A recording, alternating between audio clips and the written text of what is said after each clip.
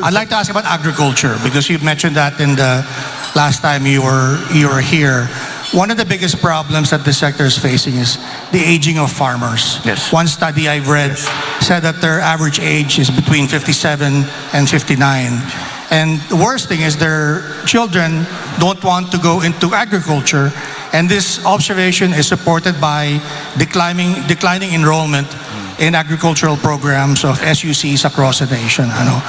And last, the Secretary of Agriculture last year said that we may be facing a critical shortage of farmers in as little as 12 years. And he said this last year.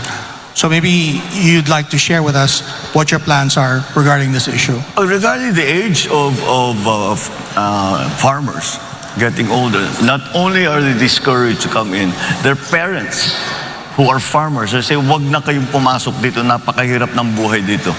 Mag-aral kayo, pumunta kayo sa Manila, pumunta kayo sa city, dyan kayo magpagaling para hindi nyo na kailangan daanan itong dinadaanan namin. That's the state of the agriculture in the Philippines today. As a general rule, as a general concept, I think we have to really shift already from what is essentially still mom and pop operation and talk about agribusiness and talk about the industry of agriculture. And there are many things that we need to do to achieve that, to get to that point. See, let's go back to the issue of the age of our farmers and the young people who are not going into agriculture.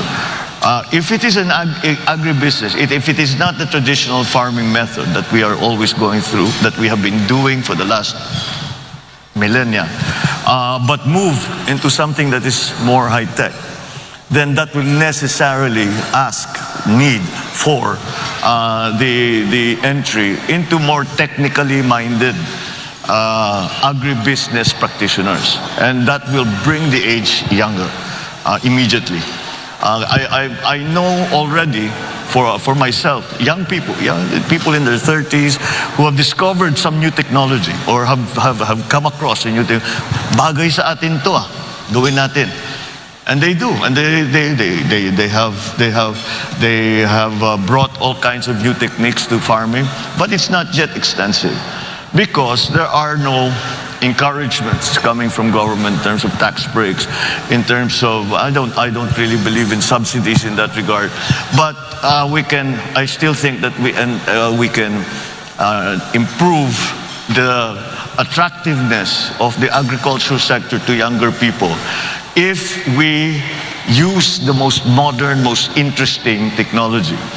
And like the kids say, they can geek it out, right? They'll just pag-aralan nila na mabuti. That's a very interesting. It will become a very interesting line of work. Is there an important role for government to play? Because if you look at the public spending on agriculture in the Philippines, it's only about 1.7% of the national budget, far below what is being spent in other ASEAN countries. Yes, it's been that, and it has been that way for a long time. I think we have really neglected agriculture because we had a system set up where the entire value chain was attended to by government. And of course, the private sector practitioners come into the picture during the trading and in the market. But that was dismantled in 1986 and has not been a replacement for it. So we have to do it again. And if we look at the countries that we are competing with in terms of rice production, for example, they're Thailand and Vietnam, the obvious ones. Their cost of production is lower. The labor segment of their production cost is 1/2 of ours. And that's due to mechanization. We have not mechanized at all. It's going to take, it's not a simple thing because we have to organize now to be able to mechanize properly, to use the big machines, the big tractors, the big harvesters. Yung nakikita natin sa ibang bansa na ginagamit, nakalaki-laki, na ang bilis-bilis, siguro sa isang araw, ilang hektarya na nakocover nila. Pero ang average na land holding dito sa Pilipinas is less than 1 hectare. So hindi mo magamit yung mga ganung klaseng makina. So the way to do it, or the way we did it in Ilocos, was we organized the cooperatives. And in that way, we were able to take full advantage of economies of scale. And I think that's what we need to do here in the Philippines now. But there are other things that need to be done as well. I think the fact that we are importing galunggong has been made very, very public. It's been very, very clear that it is quite a surprise for us to get into that situation. But again, it really comes from a neglect in the agricultural sector. So the things we have to do the research and development for the new varieties, for the new yung nag-aalaga ng hayop, paano yung gagawin yung pagkalat ng mga inahin. Again, these are different schemes that we have to put together. In our fisheries, there is a very, very good potential for us kung ayusin lang natin ang ating kinukuhanan ng isda. Number one, bigyan natin yung mga mangingisda na mas malaking bangka. Maliliit lang yung bangka nila eh. And they have to go out already 12 kilometers kasi overfish na dito sa loob. And then of course, patrol so that maraming nagpo-poach sa atin. So we have to have all the best techniques and technologies for our farmers and for our fisher folk. So that's just the beginning of it. And then the support.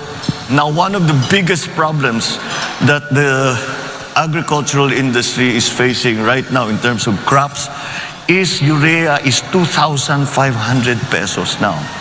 And we know of many areas where farmers just didn't plant. And that kills our production. Taas na naman ang importation natin. Because kung minsan, kung kulang talaga. Kung pabayaan mo yan, tataas naman ang presyo, hindi na kaya ng tao. Kaya talagang kailangan ayusin yung agrikultura. So you have to support, the government has to support that. This question of urea, for example, siguro ang gobyerno na ang bibili in bulk. Hundreds of tons of urea, and then isama na yan sa production loan bago planting season. Magbibigay ka ng production loan sa farmer. Yung iba pera, yung iba seedlings, yung iba abono, the fertilizer at saka yung pesticide. And then you could support them with new techniques, the techno demos, to teach them what are the new plants, what are the new techniques, how you can save water, how you can save on the other inputs, etc., etc. And then the processing. It should not really be allowed anymore. Dapat in the year 2022, dapat wala na tayong nakikitang palay na tinutuyo sa highway. Dahil dapat meron na tayong binigay. Yan, si Rolex knows this well because sa local talagang yun ang problema eh. So, tapos yung mga milling, dapat talaga meron tayong milling na small scale, large scale, depending on what everyone. So the value stays with the farmer. Hindi pumupunta sa trader na may malaking milling na planta. I mean, there's nothing wrong with the traders. They have a part to play. But let's keep as much of the value added and give it back to the farmer. And then, if we are able to do that, gumanda ang ating production, bumura ang ating production cost, we can directly sell it. And the kadiwa is the example that we always use. We can sell it to the public at a lower price, assuming the government will not make a profit, because the government should not make a profit. So they should be able to sell these basic agricultural products for less. This is Balitang Ilocos Online.